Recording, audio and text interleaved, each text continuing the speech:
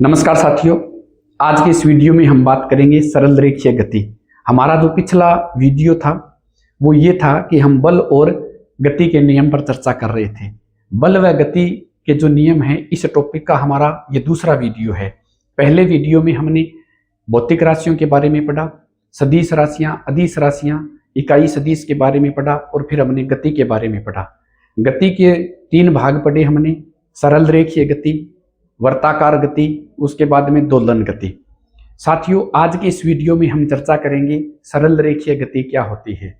सरल रेखीय गति ऐसी गति होती है जो एक सीधी रेखा में गति हो। जैसे एक ट्रेन चलती है, एक सीधी रेखा में चलती है तो उसे हम सरल रेखीय गति कहते हैं। इसके बाद में सड़क पर जैसे वाहन चलते हैं, उनकी जो गति होती है वो भी क्या है, सरल रेखीय गति होती है। इस सरल रेखीय गति का विस्तृत अध्ययन करने के लिए हम कुछ महत्वपूर्ण बिंदुओं पर बात करते हैं। साथियों, जहां से हम गति प्रारंभ करते हैं, जिस बिंदु से हमने गति करना शुरू करते हैं, वह बिंदु प्रारंभिक बिंदु कहलाता है। और जहां तक हम गति करते हैं और जहां गति रुक जाती है, हमारी गति समाप्त हो जाती है, हम अपनी गति को विराम दे देते हैं, तो वह जो बिंदु होता है वो अंतिम बिंदु कहलाता है। एक तो प्रारंभिक बिंदु हो गया और एक अंतिम बिंदु हो गया। जैसे आप डायग्राम में देख रहे हैं कि ए है, जहां से हमने चलना शुरू किया वो ए बिंदु है, तो वो प्रारंभिक बिंदु है। उसके बाद में जहां तक हम पहुंचे, जहां हमने गति को रोक दिया, वो हमारा अंतिम बिंदु कहलाता है। तो ये सरल रेखीय गति को समझने के लिए हम कुछ भूमिकाएं तय कर रहे हैं, कुछ ऐसे जानकारियां हैं सामान्य जो हमें जानकारी हमारे लिए बहुत जरूरी है। साथियों, आज हम बात करेंगे इस टॉपिक में दूरी व विस्थापन की। तो सबसे पहले बात करते हैं दूरी क्या चीज है। दूरी क्या है कि किसी वस्तु के द्वारा तय किए गए पथ की लंबाई। कोई भी वस्तु है वो एक पथ के माध्यम से लंबाई तय करती है, वास्तविक लंबाई उसके द्वारा कितनी तय की गई है वो दूरी कहलाती है ना। तो किसी वस्तु के द्वारा तय किए गए पथ की वास्तविक लंबाई कितनी है ना, वो कहलाती है दूरी। फिर उसके बाद में आता है विस्थापन। विस्थापन में क्या होता है कि किसी वस्तु के प्रारंभिक बिंदु और अंतिम बिंदु के बीच की सीधी दूरी होती है। विस्थापन जो होता है वो प्रारंभ आपने कहां से किया और अंतिम बिंदु आपका कहां है, उन दोनों के बीच की सीधी जो दूरी होती है ना, वो दूरी क्या कहलाती है, विस्थापन कहलाती है ना। तो दूरी क्या चीज है, दूरी वस्तु द्वारा जो पथ तय किया गया है उसकी वास्तविक लंबाई होती है। ये तो होगी दोनों की परिभाषाएं। अब इन परिभाषाओं को एग्जाम्पल से हम ज्यादा अच्छे तरीके से समझ पाएंगे। जैसे आप यहाँ एग्जाम्पल देख रहे हैं, डायग्राम आप देख रहे हैं, डायग्राम में एक त्रिभुज बना हुआ है। आप डायग्राम की तरफ देखिए, जो त्रिभुज बना हुआ है उस त्रिभुज में मान करके चलो आप ए बिंदु पर खड़े हैं, ये आपका प्रारंभिक बिंदु है। ए बिंदु से आपने गति शुरू की और आप बी तक गए, आपने 3 मीटर की दूरी तय की।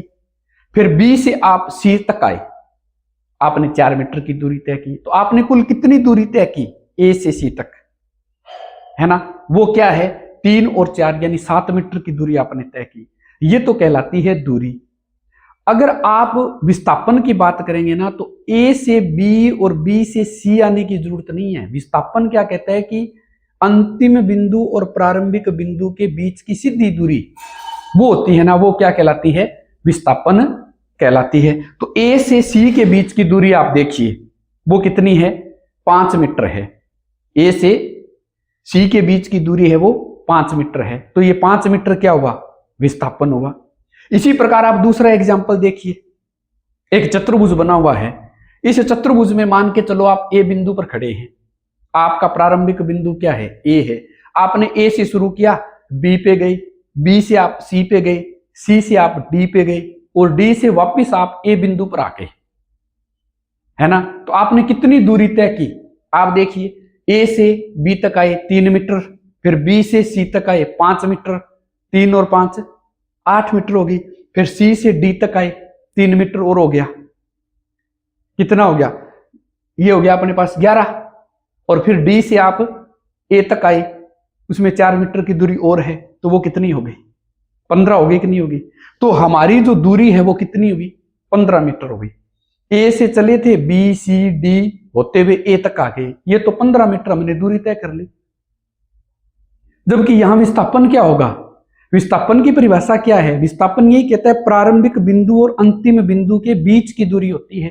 अब आप ए से चले थे और वापिस एक चक्कर काट के आप कहां आ गए? वापिस एक ए के ऊपर आ गए। तो ए प्रारंभिक बिंदु और ए ही आपका अंतिम बिंदु है, तो उनके बीच की दूरी कितनी है? यानी उनके बीच का जो विस्थापन है, सीधी दूरी, वो कितनी है? 0। तो यहां विस्थापन क्या हो गया? 0 हो गया कि नहीं हो गया? जबकि दूरी कितनी है? दूरी 15 मीटर है। ये चीज है दूरी और विस्थापन। एक और एग्जांपल लेते हैं अपनी। देखिए आप इधर एक वर्ताकार भाग है, मान करके चलो आप ए बिंदु से ऊपर खड़े हैं, ए से चले आप और एक चक्कर काट के वापिस आप ए बिंदु पर आ गए, है ना। कैपिटल आर यहां जो है वर्त की त्रिज्या है। यहां ये जो दूरी है ना, ये एक सीधी रेखा में नहीं है। वर्त की परिधि जो होती है ना, वो काउंट करनी होती है।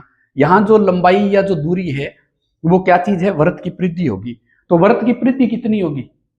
2πr होती है। तो यहां जो दूरी है ना, आप एक चक्कर काटा, ए से शुरू किया और आप ए पे वापिस आ गए, तो आपके द्वारा तय की गई दूरी कितनी हुई? यानी वर्त की परिधि हुई। और वर्त की परिधि कितनी है? 2πr। तो यहां दूरी क्या होगी? 2πr होगी। जबकि यहां विस्थापन क्या होगा? विस्थापन तो 0 होगा, क्योंकि आप ए से चले थे और वापिस ए के ऊपर ही आ गए। तो विस्थापन जो होता है वो अंतिम बिंदु व प्रारंभिक बिंदु के बीच की सीधी दूरी होती है। तो यहां भी विस्थापन क्या है? 0 है। अब एक एग्जांपल और लेते हैं। आप जो डायग्राम देख रहे हैं आगे वाला, अर्धवृत्त है, पूरा वृत्त नहीं है, आधा है, ठीक है। आप ए से बी तक जा रहे हैं। कल्पना करिए कि आप कहां से कहां तक चले? ए से बी तक चले आप। तो पूरा वृत्त जो होता है ना, तो उसकी परिधि तो होती 2πr। आधा है तो उसकी परिधि कितनी होगी? πr। आधी हो जाएगी कि नहीं हो जाएगी? आधी हो जाएगी। तो यहां दूरी कितनी है? दूरी होगी πr। अगर यहां विस्थापन की बात करें, मैंने क्वेश्चन ये पूछा ए से बी तक जा रहे हैं यहां पर, तो ए और बी के बीच की सीधी दूरी देखिए आप, वो विस्थापन होगा। ए से बी के बीच की दूरी आप आर और आर, यानी वृत्त का क्या हो गया? व्यास हो गया। यानी आर प्लस आर 2r हो गया। विस्थापन क्या हो जाएगा? यहां 2r हो जाएगा। तो ये अंतर है दूरी और विस्थापन में। इस पर है ना कोई ना कोई न्यूमेरिकली चीज आपको पेपर में पूछी जा सकती है, कोई थ्योरेटिकल चीज भी पूछी जा सकती है। ये अर्धवृत्त पर आधारित जो विस्थापन है ना, ये कई बार अलग अलग परीक्षाओं के अंदर पूछा गया है। तो आप ध्यान रखना, विस्थापन जो होता है वो प्रारंभिक बिंदु और अंतिम बिंदु के बीच की सीधी दूरी होती है, ठीक है।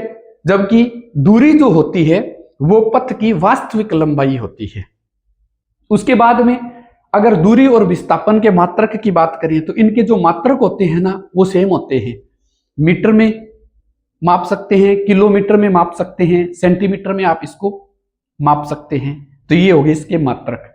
फिर उसके बाद में अगर हम बात करें कि सदिश और अदिश राशियां जो है उस हिसाब से, तो जो दूरी होती है ना, वो अदिश भौतिक राशि होती है। दूरी की कोई दिशा नहीं होती, दो बिंदुओं के बीच की होती है और दो बिंदु किसी भी डायरेक्शन में लिए जा सकते हैं, है ना। तो ये चीज है। जैसे आप एग्जांपल लो कि जैसे मैं इस कमरे में खड़ा हूं, ठीक है। अब मैंने ये कह दिया कि मेरी दीवार से कितनी दूरी है, तो अब आप एक बात बताओ, कमरे में तो 4 दीवारें हैं, कहां से मापोगे आप? इस दीवार से कितनी दूरी है? अलग आएगी, इससे आएगी, वो अलग आएगी, इस दीवार से अलग आएगी, पीछे वाली दीवार से क्या होगी? दूरी अलग होगी कि नहीं होगी, है ना। ये कहलाती है दूरी। अगर मैं ये कह दूं उत्तर दिशा वाली दीवार से मेरी दूरी कितनी है, वो विस्थापन होता है ना। तो विस्थापन जो होता है उसकी डायरेक्शन होती है, उसकी दिशा होती है, जबकि दूरी की कोई दिशा नहीं होती। तो दूरी जो है वो अदिश राशि है, जबकि विस्थापन जो है वो एक सदिश राशि होती है। उसके बाद में हम बात करें दूरी और विस्थापन में रिलेशन की बात करें, तो दूरी और विस्थापन बराबर हो सकते हैं। दूरी और विस्थापन क्या है? बराबर हो सकते हैं। विस्थापन 0 भी हो सकता है, जैसे कई एग्जांपल में हमने लिया था ना, जैसे वृत्त पे लिया है हमने, है ना। और इस बीच में डायग्राम में हमने लिया है, यहां विस्थापन क्या है? 0 आया है, जबकि दूरी क्या? दूरी 0 आई है क्या? नहीं आई है। इसका मतलब इनमें अगर रिलेशन देखा जाए तो जो दूरी का जो मान है वो ग्रेटर देन इक्वल विस्थापन हो सकता है, यानी दूरी और विस्थापन बराबर भी हो सकते हैं और दूरी जो है वो विस्थापन से बड़ी भी हो सकती है। ये रिलेशन होता है। तो आज के इस वीडियो में हमने पढ़ा दूरी और विस्थापन के बारे में। आगे का हमारा जो वीडियो होगा इसी प्रकार एक अन्य जो महत्वपूर्ण टॉपिक है उस पर हम डिस्कस करेंगे। तब तक के लिए धन्यवाद।